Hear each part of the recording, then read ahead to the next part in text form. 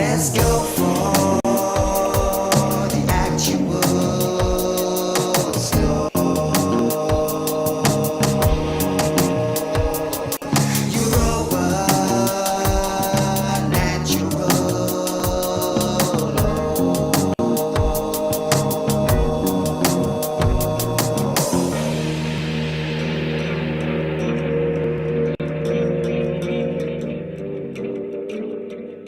Greetings, humanity, and welcome to Europa Natural Law, a roundtable transmission dedicated to healing the madness, badness, and sadness plaguing our beautiful, bountiful world this autumn.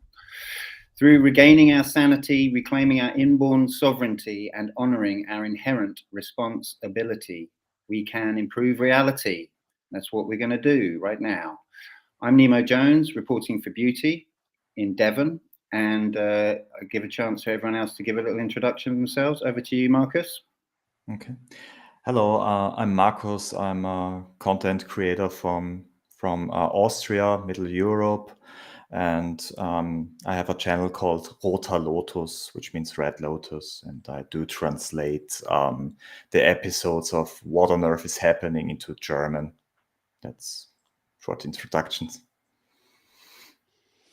Yeah, I'm Wolfgang Kämpfer. I'm from Germany, and yeah, I'm a member of the One Great World Network, and in this roundtable. Yeah, Derek Bartolocelli.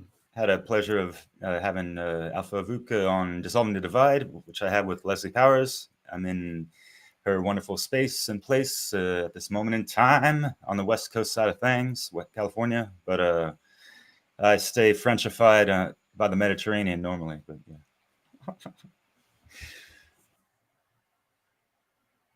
Go for it, Param. Oh, you're muted. We can't hear you, Param. Unmuted. How's it now? Yeah. I'm Param. I'm Dutch, originally born in Amsterdam, but now I've been living in France for quite some time. So French became my first language. And I discovered Mark Passio's work, and now I'm at the task of translating everything. I created a character through which I speak and deliver, well, natural law teachings. And so far, I don't have, I'm not very good with the technical side of things. That's why I took the class this year. Hello, everybody. That's Mark Passio's class, How to Become the True Media. And the true media, yeah. Oscar? And I also unmuted now. Yeah, I'm Oscar. I'm in Denmark, finally got my internet working, and happy to be part of this conversation, which is all about fear. It's all about fear. So let's get into it. Cool. Markus, do you wanna introduce the topic for us? Yeah, Well, for sure. Sorry, I just wanted to invite Param to maybe give a little bit more backstory of how you came to join us, because you haven't been with us before. So really, it's just how you your mini autobiography and how it relates to natural law, really, because we're just interested in how people end up wanting, reaching this subject, because there's a lot of different routes to it. Yeah. Well, I've been brought up in a Sikh community. My parents, Dutch parents, became Sikhs, and far before I was born, my father decided to put me in a Rudolf Steiner school. So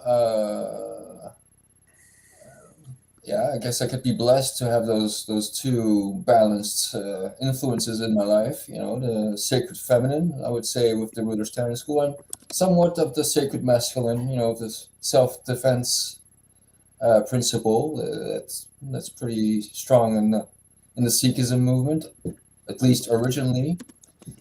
And at some point, a friend of mine just drew my attention to Mark Passio's natural law seminar, and that was really a turning point. And we started translating the material, which took some time. I think we went through the video, I don't know, so many times. I'm not counting. I've stopped counting. But anyway, it slowly sank in, and well, the next step is delivering, and that's when I created this character. Kind of, I'll introduce you to the character someday. Anyway, he's all dressed up, kind of, in some. You can't really say what time he belongs to, but anyway, the main point is what he says, what the character says, and it has to do with natural law, and it's a way to have people's defense mechanism drop, because it's not a conversation from one to one person, and then like, okay, that's your point of view. At least you have people to listen through all through. Usually, you have you invite people to have a nice little little show, and then well, they just have to sit there and listen through. I thought that's my tactic so far, and but that's not reaching a large audience enough. That's what I figured with Mark Passio's. He insisted. He keeps insisting on that point. So that's why I took the class, because I want to fill in the gap with all these skills I'm still lacking, and that's why I'm here. And I'm really, really happy to be amongst you guys. We're only guys here. Yeah, it's funny, unusual.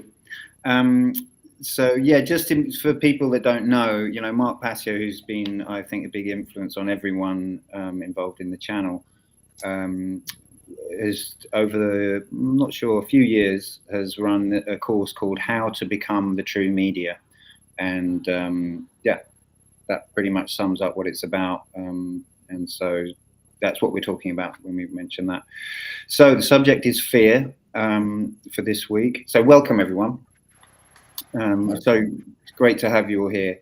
The subject is fear. Obviously, it's a really it's a massive subject, and it's been so interesting for me, like meditating on it this week and really feeling into it. Normally, I've been in the habit of doing a bit more of an introduction, but I thought this week we could pass over to Markus to give us a bit of a grounding in the subject. So if you'd like to take that away, Markus. Yeah, sure. Sorry, just before a technical note, can people mute if they're not speaking, because we've got a little bit of noises on some of the mics, certainly. All right, thanks. Over to you, Markus. Okay, thank you, Neem. Okay, it's just there are two main dynamics within the creation, within nature, and it's fear and it is love. And why is it important to know them? Well, it's because it has everything to do what we ultimately create in our reality we all share. First, before I mention what fear is, we have to know what love is, the opposite force. Love is a force, it's an expanding force, so it expands your consciousness. And by the way, if you really want to get in detail with this, I recommend you to start with the podcast of Mark Passio. It's called What on Earth is Happening, and take the episodes please in order. Start with episode 1 and then go through episode to episode. Do not watch it at the end. That is important. Okay, because these two dynamics is really detailed mentioned within the first 6 episodes. I know that because I translated it totally in German, sentence by sentence. It was really a lot of work. So love, it's an expanding force. Yeah, it's expanding your consciousness. What does this mean? This means when love is within your heart, you will care what is happening within yourself and what is happening without yourself in the outer world. With no love, you will not care about what is happening. When something cruel is happening in our reality, you will just ignore it. Yeah. And things will manifest you do not want to see in world, like wars and torturing, etc. That's why we need love. Love is the main causal factor when something good manifests within the world. After love, there comes dominion. This is a stance within ourselves. That means we are not divided within ourselves. There is a trinity. It has 3 components: thoughts, emotions, and actions. And you need all these 3 components to create something in reality. You can't miss one step. Yeah, you have to plan something. You have to trigger the emotions, the passion, and with the passion, you just take action in the real world. It's not difficult anymore when love is within your heart to do not the easy things, but the right things. Yeah. And this state is called dominion. It's when sovereignty within yourself manifests. Yeah, it's called dominion. And both brain hemisphere are connected with each other. They are not divided anymore. That's dominion. And that's where sovereignty manifests. And after dominion, when the masses are in the state of dominion, then freedom manifests within our world. So now we know a little bit what love is. We can imagine it.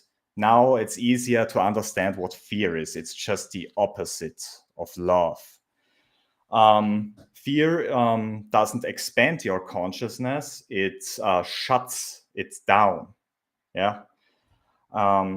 When fear is within your heart, you will not care what is happening. You will just the only thing you really care is then yourself, your ego identity.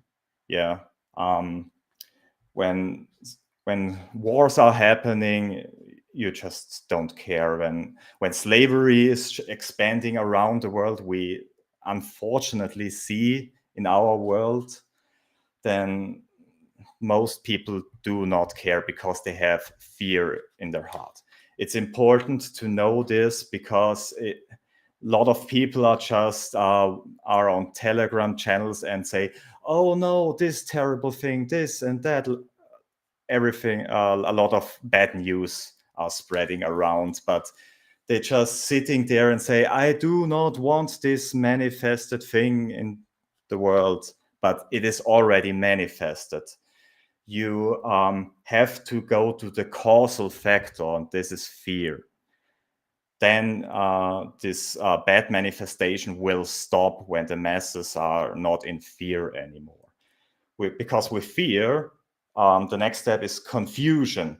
This is the opposite of dominion. It's also internal stance, yeah, confusion. And this means your thoughts, your emotions, and your actions are not in unison. Yeah, they are divided. You think A, you feel B, and you do C.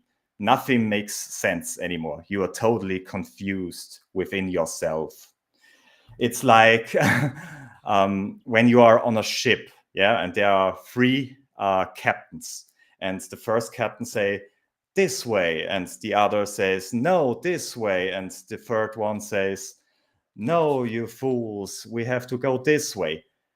You have to see it this way. The ship can't divide and go in 3 separate directions. It only can go in one direction.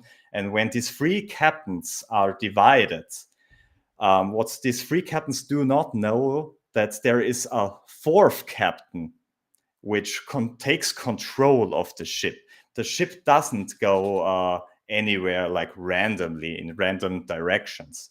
It will be controlled, but from outside. And this force, which causes confusion, is called in Hebrew Shatan, which means the adversary or the one who divides. And after confusion, of course, dark occultists can take control with the help of this force called Shatan and control the ship, basically. Truly important to know is also the 2 kinds of cares. I call it light care, like the light, the bright light, and dark, like darkness, dark care. Yeah. Light care is like you are not divided within yourself, and you are aware of what is happening within you and without you, and you do take actions according to the situation you see in the world. That's light care. We can, when we see, okay, something evil is happening, we warn other people, and as collectively we take actions to stop it spreading, to stop spreading evil, basically. That's light care. The creator gave us this light so we can basically create whatever good thing we want to see in the world. Dark care, in other hands, because we're talking about psychopaths, they do not have this light of the creator, but they use occult techniques to manipulate us, to trigger this force called Shatan and control us. Yeah, they have, because they do not feel empathy or emotions, they have to manipulate us to take our light away and they manipulate us in a way that we build the dark world for them, because only we can do it for them. They can't do it themselves. They only can destroy things. Yeah. I have a good quote from The Art of War. If you know the enemy and know yourself, you need not fear the result of 100 battles. If you know yourself, but not the enemy, for every victory gained, you will also suffer a defeat. If you know neither the enemy nor yourself, you will succumb in every battle. The thing is, the dark occultists know how we work, but the masses out there do not know themselves. So we will scrum in every battle. We do not know them, we do not know ourselves. That's why it is so important, this dynamic, to understand it. That's why it's in the first few episodes. I think I talked like a lot. And yeah, it's great. That was really good. Thanks. Obviously, yeah, it has cut into our time a bit, but it was brilliant to go through that, I think. Yeah, would someone like to pick up straight away, or? Yeah, sure, I don't mind. Yeah, so people talk about love and hate, those diametric opposites or whatever, but what Markus, you touched upon, that seems a lot more accurate, right? And you break down the different types of love, right? Well, let's break down the different types of fear, because they're not all the same, and people lump them a little bit together too much. And today people are throwing shit out like as if they don't even understand the meaning, like, oh, you're fat phobic or whatever phobic, anything that they feel offended and triggered by, they're gonna throw a phobia behind it, not even knowing the fucking word. And same goes for calling people racist for like nothing at all. Anyways, that's part of that shadow projection that they haven't fucking fully processed within themselves, still operating on programs on top of programs, unfortunately. So got to break that fear. And that was a slogan that I held quite dear. since high school. I was listening to some really cool conscious underground hip hop, and yeah, that was like one of those anthem songs, you know, break that fear. And he would repeat that, you know, through, you know, just different songs here and there, you know, just like that's like the movement. And we do have to step out of these husks that have been forming, you know, the calcification, if you will, of these programs and the conditioning and all this stuff, because we unfortunately live in a fear-based society. What is it? Where's my funny notes? Just think about, you know, religion, right? You better obey and pray, otherwise you're going to hell. Same with like authority. You better obey, otherwise you're going to jail. And in school, the, you know, Common Core rotten to the apple of that shit sometimes. You better, you know, learn our, you know, rigid structures or fail, you know, jail, fail, and all this stuff. And maybe you might not even get bail. But there's the other side of this, the fear. And where the hell is this? Let me go back, because I'm, you know, differentiating, you know, the phobias, jumping around. I got, you know, notes and all that good stuff. But so etymologically speaking, phobia is derived from Latin and also Greek. It's like the definition is excessive or irrational fear of something, you know? So when people just throw it out, you know, it's just like, whatever, you know, like just get your fucking grammar straight, yo. Like, So it has something to do with irrationality, is what you're saying. Yeah. When you look at the etymology. Right, and that's, you could take that to that graph of, you know, the confusion part that Marcus was talking about. And then, you know, you have the word afraid, right? And that word is impressed with fear or being fearful. Originally, the past participle of the now obsolete Middle English word affray, A-F-R-A-Y, meaning like to frighten in the Anglo-French affrayer. So, yeah, there's, you know, this, you know, our language is, you know, jumbled with the, you know, Germanic, Latin, French, and that kind of Greek. It's But funny, anyways. to interject, it's funny when people say that a word's obsolete, because English people still use that word. I've heard people use it. I use it. Yeah. Anyway, carry on. Yeah. So, yeah, unfortunately, we're stuck in this fear-based mind control, and that can drive a lot of our actions, and can, you know, obviously we're operating on those levels of confusion, not fully knowing our surroundings, not fully knowing ourselves. So we're not able to navigate properly within ourselves, those internal expressions that are not, you know, aligned and all that. I'm still hearing some feedback, y'all. You got to keep the mics off, please. Otherwise, I'm just going to do it myself. Voila. So, yeah. Fear is the mind killer, and these dark occultists and social engineers know this better than everyone. And also part of these programming is the media. And you know, I had a chat with the one great work warrior was talking about like the zombie mindset and all this stuff, and kind of how like there's, you know, all these zombie movies and the horror movies, and I've been kind of fascinated as to why people have such a like popular curiosity to those things and all this stuff. And are they, you know, do they like to stare into the abyss and wonder, you know, what the hell, you know, how many people can die a million ways or whatever the fuck, you know, and like all the supernatural aspects. And, you know, yeah, there are the sides of ghosts that have that intrigue for sure. But, you know, the whole Hollywood fluff, and, you know, like in real life, when you do that shit, you don't hear any of that background music when the, you know, so like people got to get out of that fantasy land type of thinking about it, and stay away from your addictive dopamine hits and these adrenaline rushes that people get when they watch these things. And it's not a normal thing for us as human beings to witness,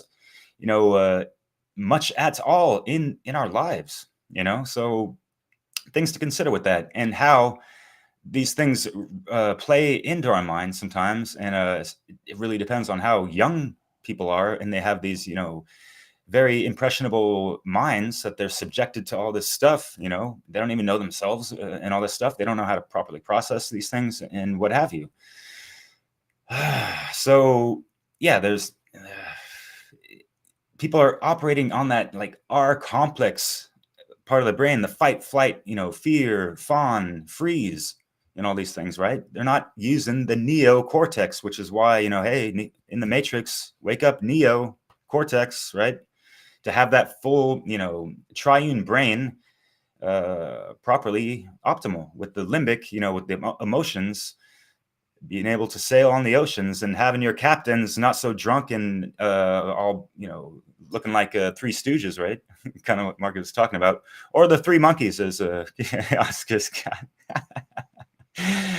So yeah, I'm just gonna break the ice with that. I'll come back, and yeah, I just wanted to mention just the whole thing with we really got to understand how this fear-based mind control has a grip on us in so many different ways. And yeah, people have like this fear of refusal, rejection, and not being accepted and all that stuff, and just fear of what other people think about them, but to break that fear is really, coming to know yourself more and getting more empowered. And, all this other chatter from even like within your mind, think of Watiko and these mind parasites and whatever the fuck that, the programming, all that stuff. You can break that and know who you are and stand, firmly upon, the temple that you built within yourself, part of that going through the trivium process and, the hero's journey, if you will, like we did last time. So, yeah. And I totally did not put my thing up like that, but sorry, Nemo. All right, who's next?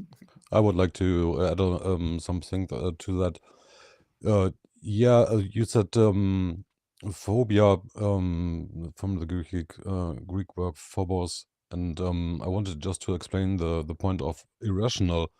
I once translated, like years ago, a video called "The Consequence of Cowardice" from Mimius Brunier, and he made a point in that video that our like ancestors, like the Vikings and Normannic people and German, like Germanic people, tribes, that they had a different look or different perspective on fear. He made a point, a thesis, that they saw fear as a choice. So, and I would very much agree to that, because it is a choice, in my opinion. And I think that Mark Passio once said, or more than once, that doing the right thing is like real courage, is doing the right thing in spite of having fear. And I think that's a real important point to overcome our fears. There is no security on this. Like when you're on a planet circling a sun, there is no security. There is none.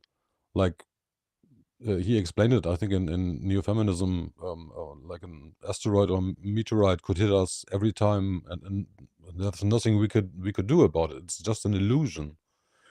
But the point that so many people like have the need, the feel, or the quote unquote need for security and safety, shows that their mind is very much in fear. And when you take the graph that you showed with the manifestation, when you go it backwards, it shows just the step before us was ignorance, so lack of knowledge. That's why they come into fear, into chaos, and like tumble into control from the outside, because they reject the choice of getting knowledge, getting light, getting positive charge, if you so will. And I think that's a important point to make, to just show that the like modern view of fear is it hasn't always been that way, And when you now remember like the Spartans or like some heroic stories of that time, you can pretty much make a point that it is that there's truth to it, that we really have to like recognize our fear, what we are afraid of, and then confront it and conquer it to be like our own master, our own sovereign. And I think that's a big task, especially with all that mind control that we have been like, yeah, through all these years or decades of our being, of our existence. Like in every news show, in every TV show, it's just fear propaganda or fear porn, how it is called. And in my opinion, it's very important to, for example, meditation can be a very helpful tool, because when you take the fight or flight mode in biological sense, or the most like the majority of your blood is in your extremes, like in your legs, in your arms too. So that you can run faster or fight harder, but it isn't in the torso where it should be for like regeneration and like healing and being in like a sovereign state. You can't like really think clearly and deeply like on concepts or something like that when you're in fear mode. And fear is a mind killer, definitely, but it is a choice. It is a decision we make. And I think it's really important that more people find their courage and be brave and confront their fear. At least do not succumb to it. It's great, well said. Yeah, have a few thoughts. You know, talking about, you know, mind control, it's like it's there's really a very basic, you know, mode of this that everyone's familiar with is school. You know, and what are we really scared of school? I mean, at school, are we really scared of being you know, beaten? Not necessarily. What the fear is really is this basic fear. You know, the reason that we remain under control in that kind of scenario is this fear of rejection from the tribe, basically being humiliated, being outed, being separated, and it's such a basic fear. And as oh yeah, just to say, like, we've got loads of comments coming in. Hello everyone that's watching. It's great to have these comments coming in.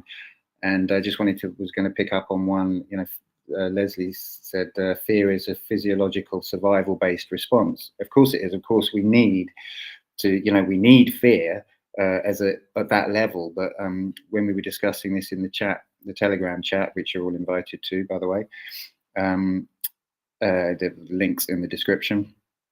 This week we were talking about fear, and I think Floor said this thing about motion. It's like if fear moves through you, it has a purpose, it has a function, it can help you to run away, to respond, etc.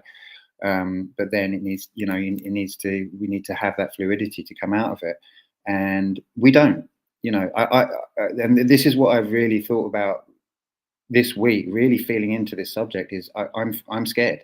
You know, I can talk about shadow work, and we have been talking about shadow work this, you know, for now 3 weeks, and it kind of occurred. Another thing that occurred to me this week is that, you know, fear is really like the root of shadow work. It's like really what you're ultimately trying to get into is this, you know, this superhuman state, it seems like, of being fearless, you know, or where fear has its function biologically in the moment, but it's not driving you. It's not able to allow you to be controlled externally, as other people have been saying. I mean, that's such a huge kind of function of it.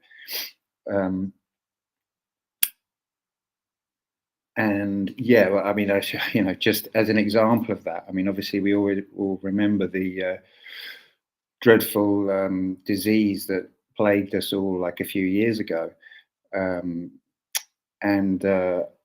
something that was used to sort of help protect us, you know, in those times was this came from a government agency in this country. There's a quote that they came, which was basically used to help, like, you know, control people's behavior to protect them from the terrible disease. And the quote is, "A substantial number of people still do not feel sufficiently personally threatened.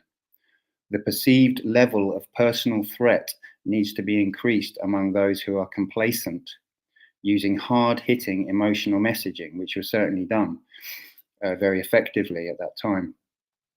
You know, and that's the kind of thing. So you have to sort of really determine, you know, whether, not necessarily in that case, but, you know, in other cases, we need to be aware that people might actually not always have our best interests at heart when they're frightening us, or pressing that fear button, which is so deeply ingrained in all of us. And it's ingrained, you know, it's almost seems a bottomless pit, you know.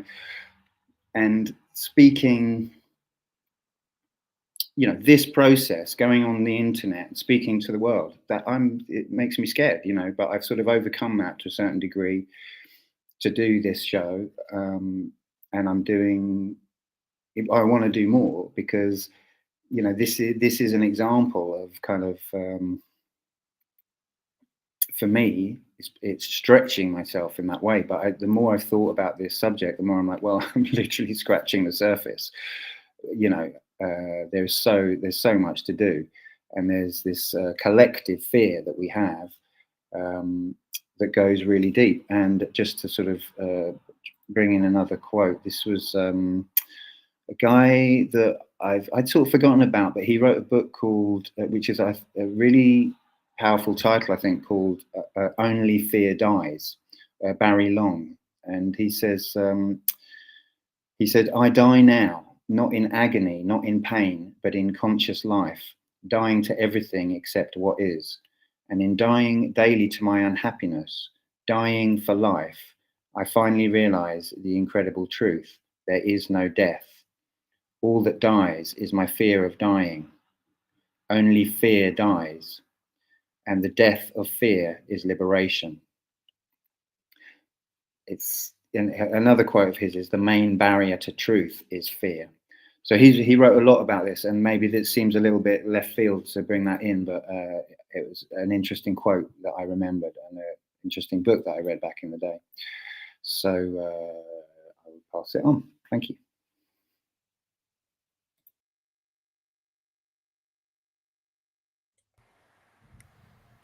Oscar True Perron? words.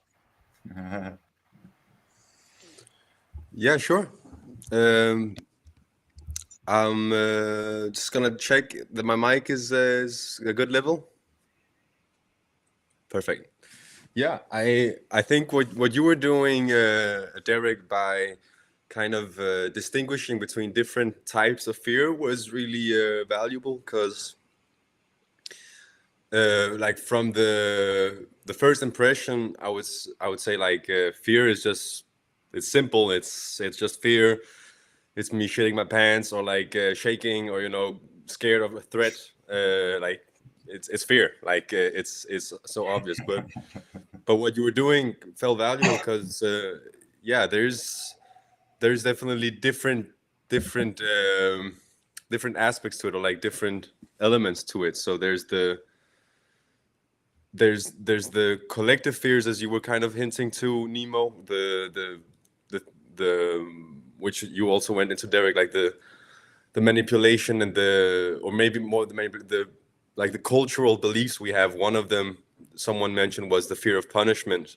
We go to school and we're scared of some punishment from an authority figure, which is where, like, the what's it called, the Milgram experiment is really interesting, and that's all about how people will be afraid to disobey. Generally, there's tendency in our culture to be afraid of disobeying a figure that is perceived as an authority, and that's where this Milgram experiment is really interesting. How people will conform to the wishes of a person who is wearing, like a doctor thing or whatever. And so yeah, there's that. There's the fear of punishment, the fear of you could say, like, archetypically, it's the parent that is the mean parent that is gonna tell you to go sit in the corner or something. I don't know. And so there's that really strong belief of that our value is kind of limited in that way, that we're not more worthy of education in a way. I think that's the way I see it, that we are treated like a dog would be treated, like you get a treat or you get the punishment, and in the same way, like Pavlovian style. One more time. Pavlovian style. Pavlovian style, exactly. And I don't want to like oversimplify it, but in some way I think that the whole money system in a way is a bit like that. Like, am I gonna help you out because I want you to go further on your journey, and I see that as being valuable because you have infinite value, and I want to give you something that will help you along? Or am I stuck in this, I'll only do it if I get a treat, like I'll only do it if I get something out of it, and believe that your value is limited by the amount of money or like the digits or the cash you have? And that's not to say that there's nothing true to the fact that we can like have a symbol of value, or we can have something symbolizing whatever. I'm not going to go too much into money, but I think one of these fear-based beliefs is this belief of our limited value, the limited value of the individual. Another one is that fear of lack, the fear of there not being enough. And then there's the belief in the impossibility of change, that things are just the way they are and you can't really change anything, that it's just a loop. The perception of time plays big into that, because it's Sunday now, then it's going to become Monday, and then in a week it's going to become Monday. And if we have a belief of time where it's just repeating and there's no progress really, but it's just like a loop, like a rat race, then that can subconsciously make us believe that there's no need to try to change things. Another one is also the I think I went into that. Yeah, I think what I'm trying to say is that there's these worldview fear-based beliefs that are part of, you could say, manipulation and mind control. But in one way, it's not really even someone like keeping you in that, even though I do perceive that as being a part of our reality or our culture, is that it's artificial, it's made, but it's also us doing it to ourselves by just not challenging it, by not questioning it. So I think that's, for me, is what I think fear is important to understand about it, that it's scared of asking questions, it's scared of challenging the comfort zone, if you will. It's not going further, it's not expanding that consciousness, as you put it, Markus, in the beginning. It's not engaging with information. It's like you were saying, Vuk, like all the energy is like in the limbs, and you're trying to survive. I really like this image that I saw first in one of Leslie Power's. Oh wait, I got you. A minute, like this, which is all about how we're when you're in crisis, when you're trying to survive all the time, then you don't really, your focus is on that, right? And that, yeah, Vuk, you also kind of said this, that we're not really healing, we're not reasonable when we're in fear. We're not thinking straight, if you will. So that there's a big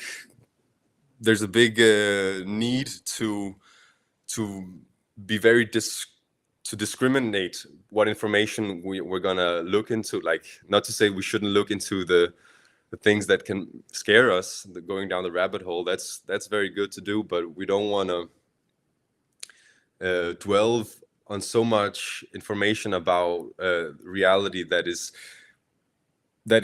going to make us so sad that we don't remember to have a laugh once in a while, and or to look at the beauty and have that solitude, or have that like that calm, and you know, that, yeah, I think for me solitude is a big part of it. I don't know if I can say that thing is true for everybody, but being able to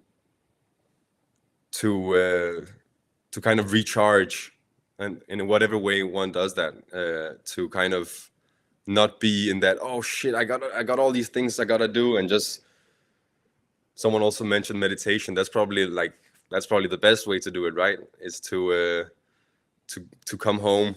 But anyway, I'm not about the solution. I'm about scaring the shit out of you, because it's all about fear. You gotta be scared. Can I show a meme or two more? I think I got some cool memes here somewhere. So yeah, this one, this was a big part of my awakening. Was a gentleman called Ethan Indigo Smith, and he's a guy that spoke about these 4 archetypes of how humans generally react to information. So if we start with this guy here, or this monkey, we probably all heard about the wise monkeys. So this is like an Asian or like a Japanese saying of see no evil, hear no evil, and speak no evil. But usually in the Western interpretation, a 4th monkey is missing, and it's the fear no evil. It's the do no evil. And yeah, so this was a gentleman called Ethan Indigo Smith, who wrote. He's written a lot about this, and it's basically about the 4 archetypical reactions to information. So if we take it one by one, if you have the see no evil, well, that's ignoring information, right? That's not looking into anything, and just that's just being an idiot, basically. Not knowing oneself, not having any clue whatsoever, because one has no interest. Like, one is just afraid of, one is fearing new information. Is you're closing your eyes to the world. And then if you take the next one, this is like the reaction where you've seen a bit about reality, but you don't want to hear more information. You think you've got it all figured out. And so this is like the person that is like fanatic. So they found out everything they need to know, right? It's only the Jews, or like it's only the immigrants, or it's all the woke people, or whatever it is. Like you have like your scapegoat, and you don't want to hear anything more. It's just those capitalists, or it's just those communists. You don't really want to look into more information. Then you have the people who are more like elitists. So they can both see and hear, but they don't speak. They take advantage of the idiots and the fanatic people, because these guys here, they're in a knowledge deficit, you could say. They don't know enough. But these people, they know enough, and they can take advantage of that. The majority of people don't know. And the solution to all that is just not fearing reality. As I was kind of saying before, you want to look into reality, but you still want to, as this monkey reaction is, it's you know, sitting in that pose of relaxing in a way, or not relaxing this and being passive, but, you know, not panicking, not being afraid of new information, not just looking, observing it, considering it, and then also speaking it. It's not covering its mouth. So I think that's a really cool saying. And I think one thing about these 4 monkeys is that they're not all wise. We often hear of them as the 3 or the wise monkeys, right? But what's wise about closing your eyes to evil, or not hearing any evil, or not speaking any evil? Like saying to someone that they're evil, like a fucking Nazi, and telling them to the face that you're, by following orders or by supporting mutilation on children, or like experimentation, that's not evil. That's not that's wise. It's wise to confront people. The only wise monkey out of these 4 is the one that's not fearing any evil, that's not doing anything evil by ignoring evil, or by, you know, yeah, sorry, I've been ranting. I'd love to hear your thoughts, but I'm on fear, and thanks everyone for hearing my thoughts here. Oh, it's not a rant at all. I think it was really interesting. I never saw those monkeys that way. Anyway, it's a really inspiring way of seeing it.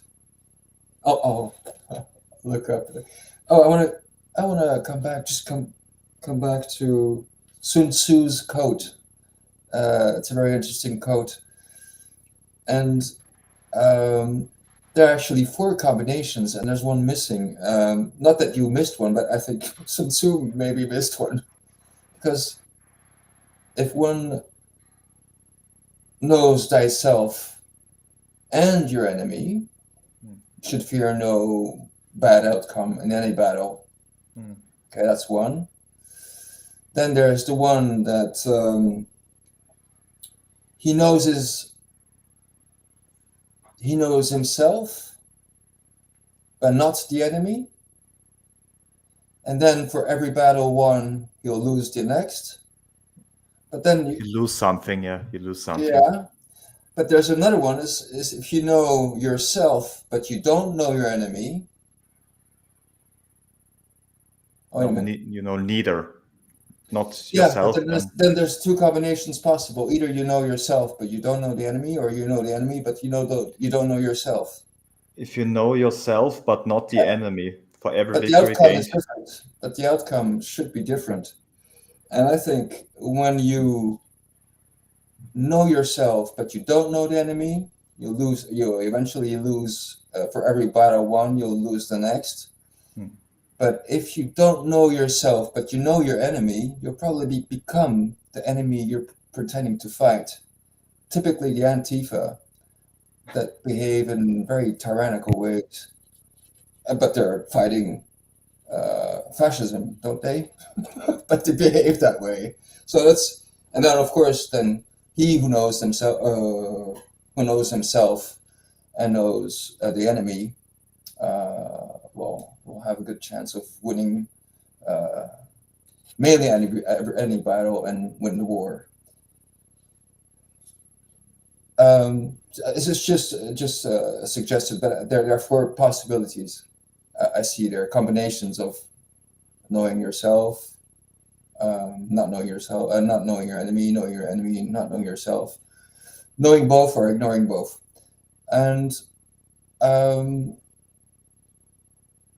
I wanted to interject on I think the Milgram experiment. I think it's we don't have enough time to develop all the different variations of that experiment, which is really interesting, and it reveals a lot of the human psyche. What's been implemented in the human psyche, God knows how or where. And I mean, I think Mark PASSIO touches upon this, and it relates to our very ancient history, the beatings of it. Yeah.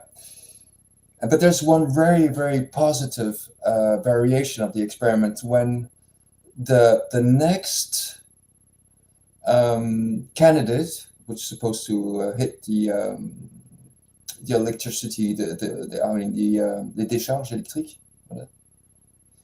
He witnesses the previous one giving the good example to stop when the one being shocked refuses, and then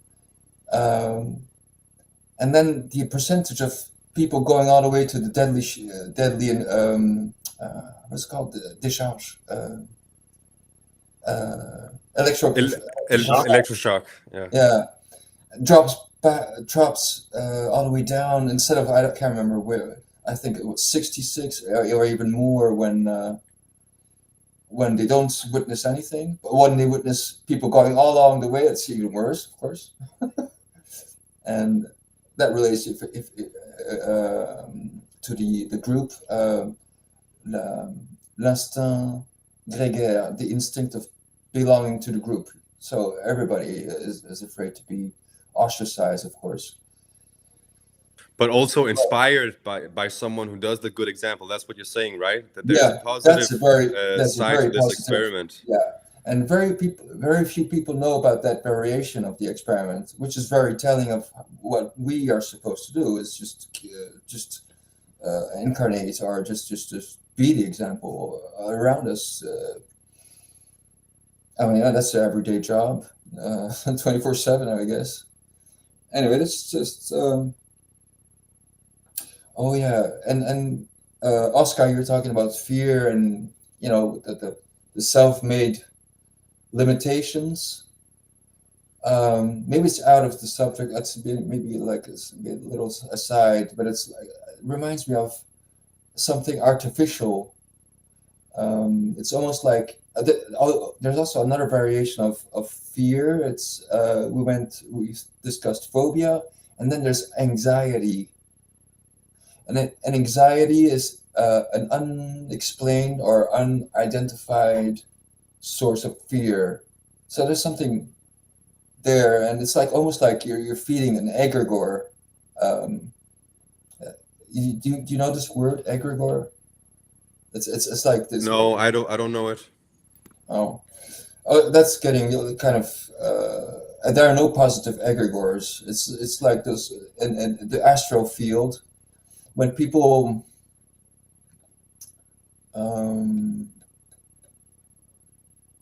sorcerers do this practices. I should work on this before I talk about it, because it's I just How do you spell it? How do you spell the word egregore? Egregore, E-G, maybe double G, I'm not sure. R. We can put it in the chat. Huh? Yeah. Anyway, Steiner talks about, I mean, a lot of occultists talk about egregores. It's creating a demon. And there's 4 steps. That's not true. It can go either negative or positive, man. Well, apparently it's the egregores, collective consciousness that's creating something. Yeah. You know what I mean? Yeah. It all depends on the programming of that and intentions behind it. So apparently egregores, if they're positive, because we can also emanate positive projections, but that goes back to the source and starts. It takes part of the overall light. But the egregores have they create a life of itself, and it has its own it's what people called entities, or the jinns could probably be a good illustrations. That's the more Arabic word. Okay, I'm good. Somebody else want to? Thanks. Some good stuff there. I mean, it's been really great discussion. Obviously, it's a short show. That's kind of the idea. So we're hitting an hour basically. So if anyone wants to throw in a very short last thoughts, you're welcome. Yeah, I have still a quote left from a German facilitator. She's called Vera Birkenbiel, a very wise one. it's a quote about a little bit about the fear and the ignorance. The quote goes like, "Most people are terrified of even thinking through a thought that doesn't fit in their worldview." I think it's a beautiful quote. I wanted to mention it. Can we have all these nice quotes in the chat, or Sure. I didn't have time to write them all down, and the names of. I will let you know. Yeah. Great. I'd like to kind of add one thing, because earlier on I was saying, like, if you're like constantly in a survival mode, then you probably want to meditate and stuff. I was just thinking, there are victims of war, like people who are like, or like people who, it's not just the culture of struggling to survive, but they're actually in a very dangerous situation where like they're being either like abused or they're being maybe even bombed or something. And obviously I'm not speaking about those people should just meditate and like be more open to information or something like that. I'm not trying to say that those people just gotta do some more shadow work. They probably do need to heal and do that stuff, but I'm probably saying that that's the chaos. That's not the kind of fear I was speaking of, even though of course that is also fear when you're in that situation. But in that situation it actually makes a lot of sense. Like if there's a lion right over there and I'm afraid that it's gonna eat me, that makes sense. But if I'm in a situation where there isn't really a lion and I'm scared of a lion, then again it's sounding a bit more irrational, like it's like a phobia of lions or something, right? Or I don't know if that's I'm using it correctly, but I think you're terrorized. But yeah.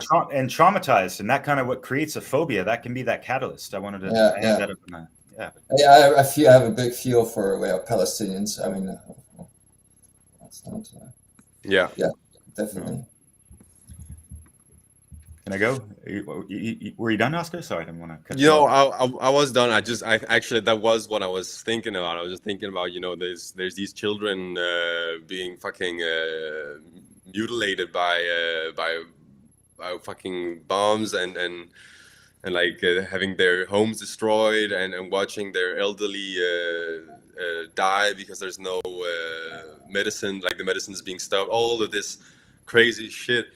And the people who are scared that this will continue because they're suffering from it directly, of course, those people are responding appropriately. I mean, fear in that case is probably very good to be in that adrenaline, even though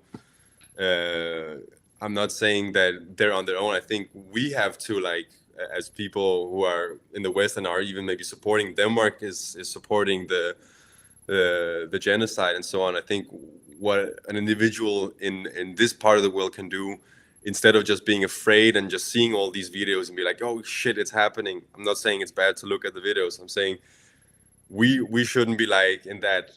We shouldn't, like, what's, as you were saying before, like look at to get like the dopamine kind of adrenaline and like, oh my god, it's so horrible, the world is going bananas. We should we should look at that graph that we were speaking of early on, the natural law graph, maybe even draw it for ourselves and understand that what that is, that situation, that is the chaos, that is the evil. That is this here, and what caused it is the fear. So the people who are living in that chaos, who are experiencing the fear, it's not the same kind of fear that we're speaking of here, really. That was my point. The fear, I think, here is like, what do you manifest with? So I would say, like, those people in that situation, well, they're not really manifesting with fear by trying to survive. It's more like the order followers who are manifesting with fear, who are doing that. Oh, you got some art for us? Yeah, that's the. Oh wait, it's the other way around. Yeah, it's the 10 expressions. Super cool. And French again. La peur. I don't know if you guys can see it. Yeah, we should definitely if you got a link it for on the video, because you got some amazing art. And also a shameless shout out to I want to do a shout out to Leslie Powers, who's got some incredible presentations on how to arrive at thriving, and how to deal with a lot of different people do. But Leslie Powers is one of those people can check out. She's got a website, I think it's called AliveThrive.life, if I'm not mistaken. And she got really cool stuff. Also, there's a short book by THEO called PTSD, Time to Heal. There's lots of authors, so it's a great topic to look into and educate ourselves on, because we're living in a culture that needs that we honor that healing, that we can help each other, not like interfere in that healing process, and maybe even support it. And that's easier said than done, but let's do it. Fuck yeah, brother. And I appreciate you mentioning those kind words. And Leslie's partner, KRIS Jansen, gave me this, which is, from someone in the natural law group. He made a whole print of these, so you guys can order them yourselves. And I have the pleasure and honor to be up in End Evil Studios of, KRIS Jansen, where the Waterbird speaks, a la Leslie Powers and all that. Yeah, it's a wonderful connection. And in conclusion, this whole fear thing, it can kind of seem like supernatural at times, and like it could take a grip of like this debilitating thing. Like people can be like, they're paralyzed from fear, that kind of stuff, And we really got to ask ourselves, deep within your chest, like, what really ultimately strikes fear into the hearts and minds of men, And what I've kind of concluded with that, it's like the fear of death and the fear of the unknown. And you could take that to all different types of things that, you're just unaware of these things. So it's unknown to you. You go on this hero's journey, right? The underworld, the unknown, it's a lot deeper than the outer world and what the people know, like the going through the initiation and stuff. And that fear, that paralyzation can stall and stagnate people who hear the call, and they're scared of what that entails. And so they never even step into that hero's journey and go into the underworld much at all, And that's what this real work is. It's not, like there's no fluffing around really. You can't just dip your toes in the wells of wisdom and expect, no, and you can't, get these things from appetizers and little TikTok video Tic Tacs, So yeah, just take that and just check out our last video we did in regards to Hero's Journey. I really enjoyed that, as well as this one. So thank you all. And for everyone in the chat on the Europa Natural Law YouTube channel, really appreciate your comments. Sorry we're not really highlighting them and showcasing them on the on this live stream, but yeah, watch out for staring into the abyss. And like what KRIS Jansen said, yeah, with the whole conspiratorial world, people are watching that shit like porn, and there's a lot of fear porn out there. So watch out. I mean, that's even on mainstream media as well, which is why they show all the violence and stuff and this and that. So yeah, they keep you in that survival state on our complex part of the brain and all that stuff. So yeah, thank you.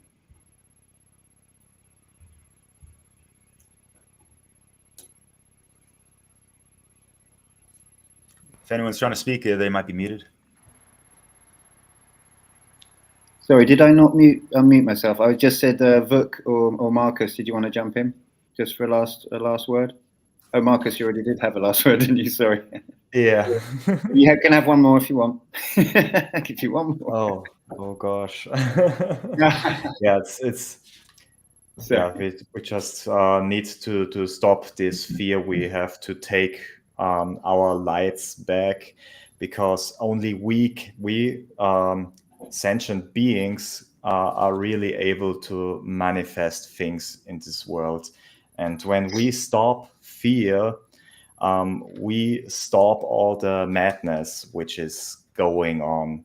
And like Param, I think it was Param who said it, like when you start showing bravery, others will follow your lead, basically. So it's just, maybe you are the one, you are like one, like the same letters as Neo, the chosen one. Yeah, it's not just one chosen one. Basically, everyone can be the chosen one. So yeah, start being Even bravery me. and do not worry.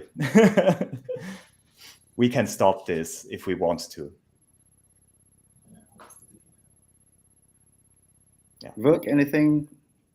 Any last thoughts? The journey has to start in yourself, in your heart. It's a decision. It's possible to like overcome fear and anxiety and to step out of this karma circle. And I think that's a very big part of all this shadow work thing or topic. And I think what Markus said, courage is contagious, definitely, and we should, like Gandhi said, be the change you want to see in the world. So we should just make the decision and try to be more brave, more courageous, overcome the fear. Yeah. So yeah, as Derek was suggesting, basically we can't take the hero's journey without going into the unknown, and it's I think I realized this after we spoke about it last week, that the you have, you know, if you're looking at this hero's journey, whichever way, I don't know if I'm backwards, but whichever way it goes from your point of view, the top of that circle, I think, is the world of effects. And it's not until you enter into the unknown and you make actual changes, that's the world of causes. So you have to face something difficult to make a change, to create a cause in this world.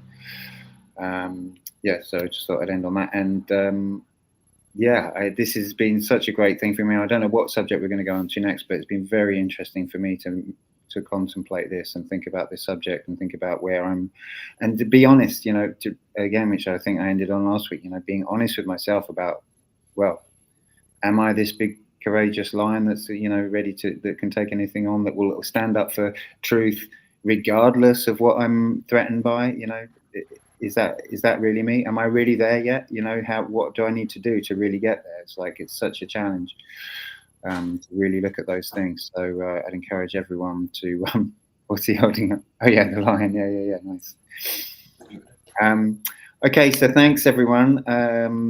Great chat, and thanks to everyone behind the scenes making this happen, the people on the chat, you know, through the week. As I said previously, all the links for everything that we're doing are in the description. And thanks to all the people watching. Please, everyone on the show, off the show, in the chat, go and smash that like button right now if you want to promote the channel. And I'll leave that at that. And that's it. Thanks, everyone. Until next time, until next week, I'm Nemo Jones, reporting for Beauty. And I look forward to seeing you all next time on Europa Natural Law. Ciao. Bye.